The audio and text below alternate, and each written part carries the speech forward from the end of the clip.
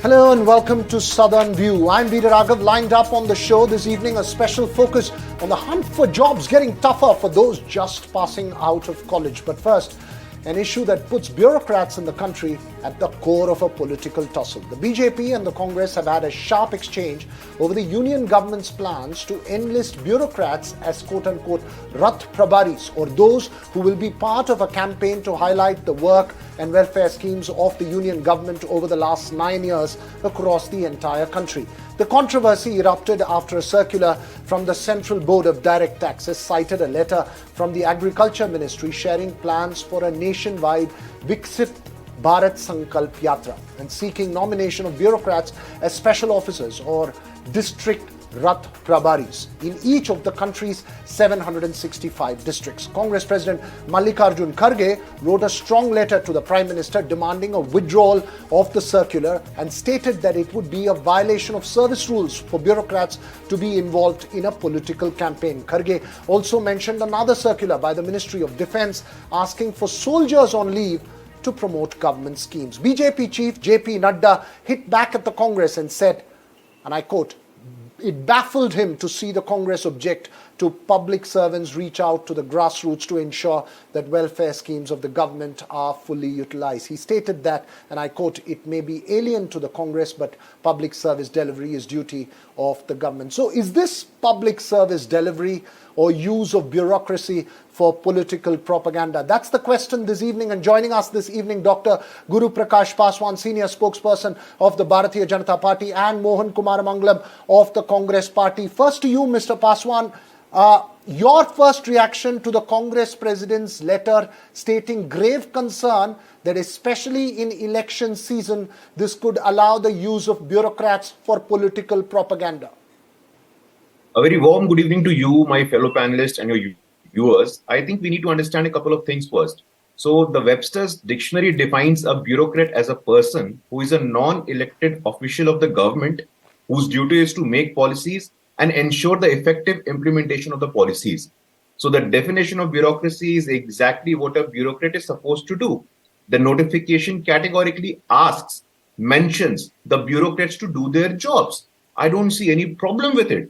The problem behind the mindset of the Congress party, and let me make this very clear, Mr. Veera Raghav, that when the Honorable Prime Minister says, हमें ये सरकार तुष्टीकरण से संतुष्टीकरण की तरफ लेकर के जाना है, from appeasement politics, which the Congress party has been practicing for decades, which is Tushtikaran, towards Santushtikaran, which is the saturation of all government schemes. I don't see any fundamental problem with this.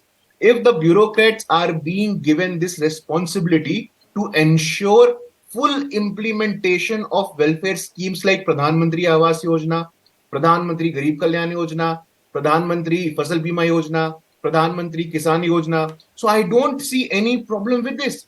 That is what the bureaucrats are supposed to do. But we have to understand the Congress's mindset of politics.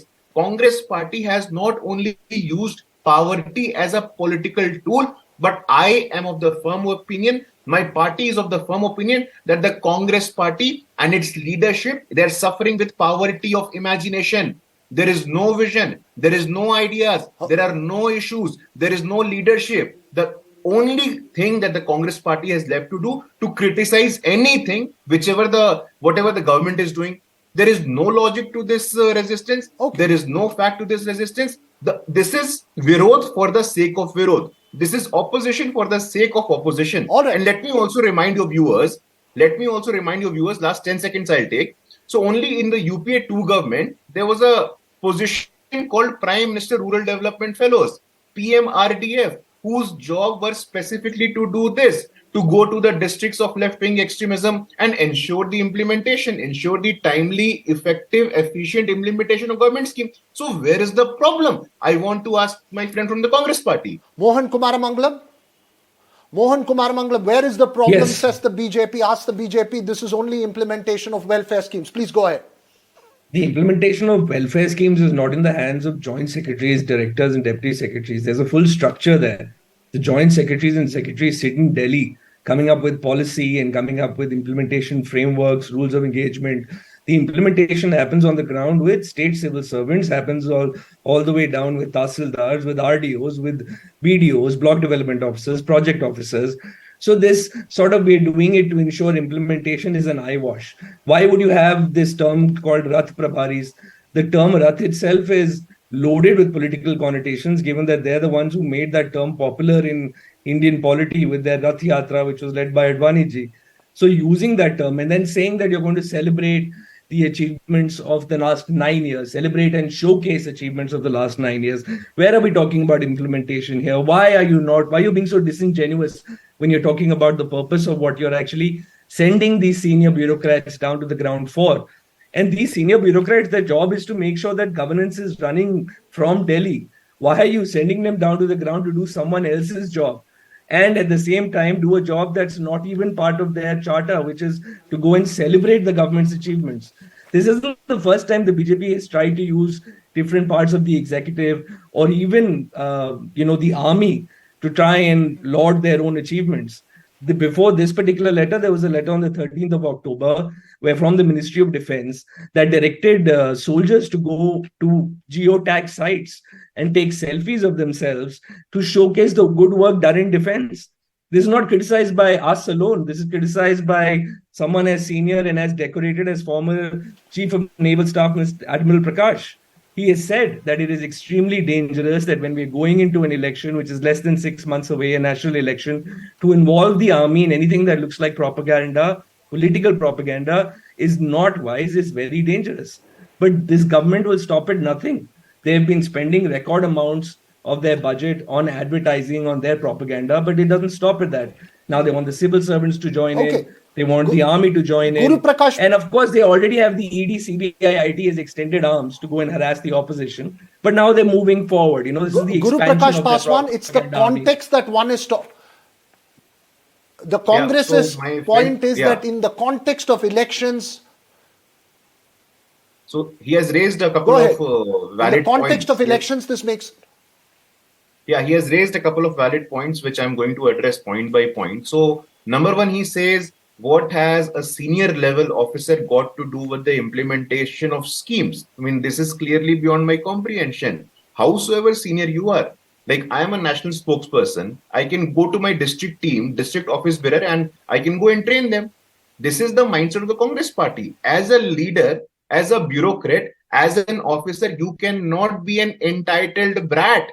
That is a very simple point. What stops you? I mean, this is for the functioning of the machinery. The so-called steel frame of our country needs some oiling and lubrication as well. And I think for that purpose only, if the central government officers are being sent to district levels, this shows that our steel frame, our bureaucracy is capable and competent enough to go on the ground and ensure the timely implementation of the scheme. Number one. Number two, he had some problem with the nomenclature as well, the Rath nomenclature. We have to make it very clear. Tomorrow they will have a problem with the name of the schemes as well. Garib Kalyan bhi political hai. Garib Kalyan is welfare. What has got you to do with the politics? Why are you mixing politics and governance? There is undeniably a mix of politics, governance, delivery and welfare, my friend. We have to understand this. And from a Congress spokesperson, on using army as a political tool, I think all of us remember, the nation specifically remembers how INS Virat, an aircraft carrier of the government of India, of the Indian Navy, was used for holidaying and vacationing by the first family of the Congress party. Do you have any justification for that? This is absolutely a preposterous argument, Mr. V. Raghav. We have to understand this. Mohan, the use of government machinery, whether it is regional parties or national parties, has been going on for several years. You come from a state where bureaucrats' political allegiances are often open between the AIDMK and DMK. Why is this different is the question that the BJP has been raising, that only that we are going to asking bureaucrats to take welfare schemes. Please, your response. You've not responded to any of my questions, but instead raised more questions. When I said, what is the point of talking about implementation when you're actually saying that you need to go there and showcase achievements and celebrate achievements? The Prime Minister uses government machinery wherever he goes. When he goes abroad to diplomatic visits. He uses the Indian budget to go ahead and do these sort of giant events, which are entirely political for his own benefit. So where are we talking about misusing government machinery? Has any government misused the ED, CBI, NIT more than this government? I don't think so. And secondly, we're talking about politicizing the army by making common soldiers of the army actually go ahead and showcase the government's achievements. Has this ever happened in the history of our country before? And let me say that it is extremely slippery slope and very dangerous to politicize the army. The more you politicize the army, the more you're headed in the direction of where our neighbor Pakistan is today, where the army has the state doesn't have the army. So I think going beyond politics, the BJP should really leave anybody in the army out of their propaganda machinery.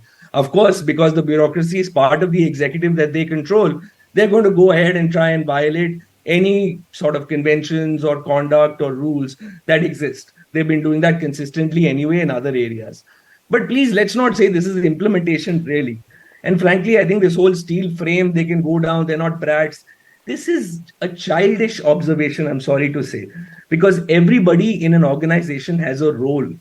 Because you cannot get something implemented, and I guess it's in a lot of ways it's an admittance of the failure when the CEO has to come down and start doing the job that maybe the lineman is doing in a particular organization. You have a process, you have an operating framework, and that is what your job is to set up. You're sending them down there saying that they have to go and celebrate and laud the government's achievements, and you made a point to say that it's only for the last 9 years. You're not fooling nobody when you say that this is about efficient implementation. This is entirely about propaganda. Dr. Guru Prakash, it's a very important point that is being raised, that one can't be naive to believe that bureaucrats are going to take the government work, which is not going to be part of a political campaign which spreads the political power of the party in power. You would oppose the same thing in a state government of an opposition party. I was patiently hearing my friend from the Congress party, and I'm totally surprised because when he says that when the Prime Minister goes abroad, it is a push for his own personality, not for the nation's development. I think today India is the 5th largest economy. Today, if there is any crisis happening anywhere on the earth, it is Indian government that is proactively evacuating its citizens. India hosted the G20, India hosted the G20, where we saw head of states, where we saw the respect for the entire subcontinent increasing. Today, if India wants, the world celebrates, be it the International Day of Yoga, International Year of Millets. And I also want to convey this to my friend. When COVID came, we ensure that every single citizen of India, they are given a dosage free of cost. And similarly, hepatitis came, how many years it took us? Polio came, how many years it took us? And he also mentions about, just a moment, he also mentions about the agencies. Let me remind him that the Supreme Court, Justice Lodha in 2013 has said that you are using CBI as a caged parrot. So I don't think we need any certificate from the Congress party of use or misuse of agencies. The agencies are doing their job. And obviously you will have problem if the agency is probing any corruption in the government machinery. Number 3, we have to understand that the toilet accessibility, which was only 34% in 2014, it has become 100%. When the Prime Minister used to say, Delhi se 1 rupee chalta hai, to gaon mein 15 paise pahunchta hai. For the last 9 years, we are seeing for the first time, agar Delhi se 1 rupee chalta hai, to gaon mein 1 rupee pahunchta hai. And there is a vision behind it. There is hard work behind it. There is implementation behind it. So you cannot discount all of this just for the sake of politics, just for the sake of opposition. The Congress party is bent on opposing this very well-intended policy towards welfare and development of the marginalized sections of the people. Where is the problem? Last 10 seconds. Last 10 seconds, Mohan Kumar Mangalam. When COVID came in, there was your final response. We had mass graves, we had mass funerals, and he has the guts to actually talk about their performance during COVID. Please stop lauding G20. We got it in rotation. We did our job, and people left. The question really is, how much of the budget did we exceed when going to G20? Because Mr. Modi wants to use the propaganda that it was a big deal that we hosted G20. When it comes back to us in rotation, we will host it again. Lastly, he's talking about total sanitation scheme, which actually started during the UPA regime. We realized when the implementation of that scheme that basically there was a lack of connected water. That is still the case everywhere. And if indeed the scheme is doing so well, why is he sending the Joint Secretary to go and inspect toilets? Is that what the Joint Secretary is going to go do? He's going to go use it. The only takeaway from my friend's observation is the word propaganda. And I think there is nothing substantial that has come out of it. It's there in the data, my friend. 34% toilet accessibility to 100% toilet accessibility. Indian Prime Minister from your party used to say, you have a chance. You talk about open defecation free. We'll have to leave this conversation here. Please send the Joint Secretary to go and use it. We'll have to.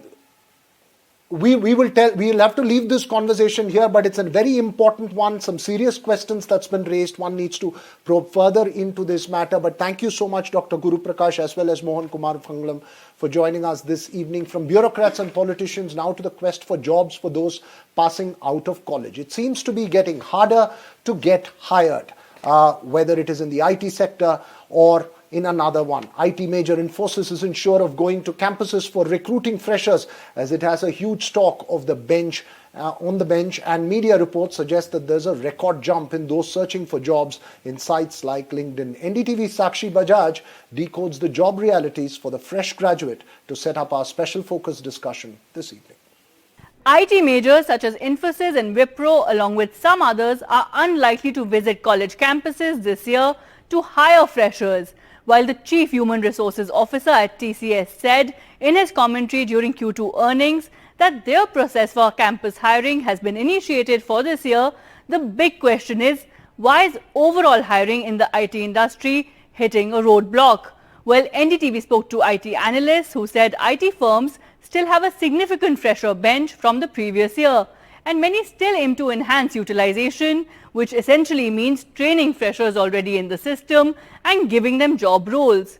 However, what else is causing this shift? IT firms suggest there's been a demand decline, in particular from key markets like the US. This essentially means demand decline of software services and order flows being slow due to the slowdown in global economies. Now, co-founder of Infosys and currently chairman of Accela Ventures, Chris Gopalakrishnan, told NDTV that the Indian IT services industry is a reflection of the global economy, and given that the global economy is going through a slowdown at the moment, the Indian IT industry's growth has also slowed down. He also said that the global economy will bounce back, and so will the Indian IT industry. Now, to all those freshers wondering what happens to their future and whether this is a long-term or a short-term scenario, NDTV spoke to experts who believe this could be a near-term to medium-term scenario lasting up to 2 to 3 quarters, with some saying salary hikes may come in the third quarter as the only silver lining for the sector at the moment.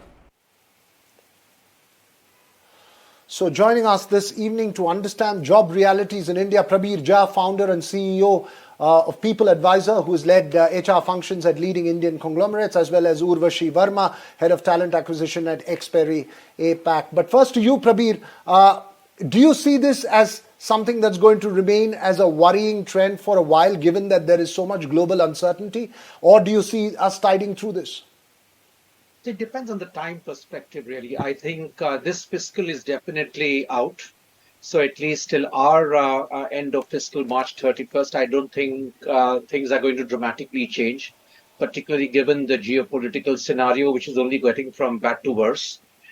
Crude prices going up, general recessionary sentiment in the US, which has been a big consumer of Indian IT services, and with the elections that are due in the US next year. So I do not think any dramatic change that is going to be happening. But, as I saw in your report as well, I personally believe that these are business cycles, and every business cycle will have to live through this trough till good times return. And therefore, a lot of the talent acquisition thinking, the employee mix, if you would want to call it that, is changing, because what companies are wanting is what can give us the maximum bang for the buck. And I think instead of investing, therefore, in hires who are productive only, let us say, after 6 months to 8 months, given the fact that your outlook is a little somber, I think they are being more prudent, more conservative, given some of the experiences that this sector underwent a couple of years ago. They're being prudent and watchful as they go ahead, you say. Urvashi Verma, is this an across the sector trend, or do we see it in specific sectors? Basically, I think that IT sector has been, dramatically got affected with the economy slowdown across the world. But yes, there are, lack of opportunity in other sectors as well as compared to what we have seen in the past. But still, there are, positions coming in. People are getting hired. Hiring is happening on full swing in other sectors like manufacturing. What I have noticed in the last year. And in terms of spin-off that one sees, Prabir, from across the board, from the global environment, is this going to be dictated primarily by global concerns, or is there something domestic that could potentially change this? So, my own take is I'm very bullish overall on the Indian economic reality. In fact, if you were to kind of disregard IT as a sector for some time, I think given my own conversations and my work from mining and metals all the way to healthcare and everything in between, I think there is a dearth of talent. People are looking for good talents, including campus hires. The way I look at this entire situation is every crisis is an opportunity. The problem is our minds have got trained to XYZ companies coming and hiring X number of people, and therefore people join these programs of engineering to be just picked up by an IT company. So much so that if you remember 2 decades ago when I was myself working in the IT industry, we would hire 18 months ahead of the passing out timelines, right? Because that was the mad rush. And it went from good to better or from bad to worse, because literally anybody who could do anything irrespective of education, qualification, sector joined IT. I think this is an opportunity for some reset. I think there are many sectors which would do well to absorb some of these bright minds in their sectors. I think this was long overdue. I think it's an opportunity for rebalancing the larger macroeconomic needs that multiple industries have. And both for students and for industries, yes, it looks a little different. And therefore, anxiety, panic, tension, which I'm not saying is going to go away. But I think what the IT slowdown is going to do is throw up many opportunities, and wise boys and girls are going to look at this as an opportunity of reimagining where they want to start their career from. The challenge, however, is people think that, the only passport to success is getting into a top IT job, fresh out of college, which is a very short-sighted view of building a long-term 30-year-old career. Urvashi, one of the things, while we talk of the big IT majors not possibly going in for campus, one of the issues that one keeps hearing about is the funding winter for startups, the ability of them to absorb some of this fresh talent that comes out, right? Yeah, definitely. That is the main reason, basically, and it all comes from the from the economy, what is slowing down, and we have seen that what is happening in the States and UK market, how it is happening, and that is definitely affecting India market. But I see many other concerns as well. Like we have a lot of institutes open, but are they adopting the new curriculum? There is definitely a lack of curriculum adoption where we see that students are not getting that much skilled during their curriculum, which company can afford to hire them. They are still going through a very old-paced curriculum. A lot of private companies, a lot of private universities are getting open, but are they, aligning their courses with what companies are looking forward for now? Because technology is changing very fast. Definitely, IT industry has a lot of demand and a lot of changes happening also very frequently. Every 6 months, we are seeing that new technologies is coming up. New kind of IT languages are coming up. People are working on cutting edge technologies all the time. So there is definitely a lack of things. There is another thing which I think that university should work is on career mentorship of students.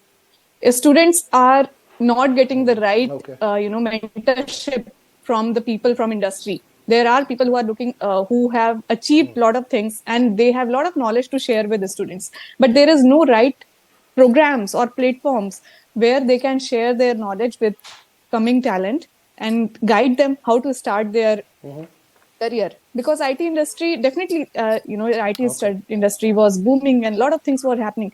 But there are other platforms as well. If there is a recession or slowdown in hiring in IT, there are a lot of other things students can do. Right. Prabir, if there was advice, A, to the student who's searching for a job, who's just passed out, B, to perhaps a university preparing for a student coming in the next 1 year passing out of a job, what would it be? So for students, very clearly that they must not see this as a final outcome on their career possibilities.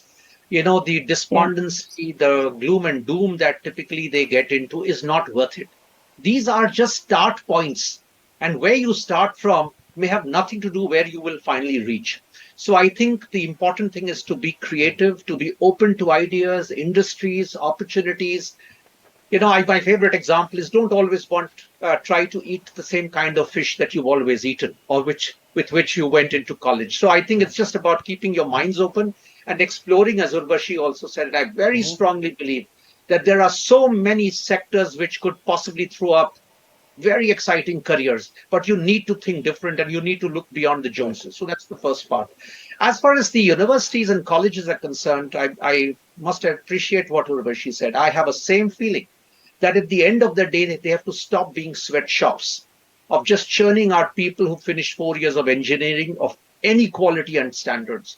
I have been a very strong believer of vocationalization, and this higher education frenzy is something which is a separate conversation, but I think it's creating more problems societally and academically apart from employment.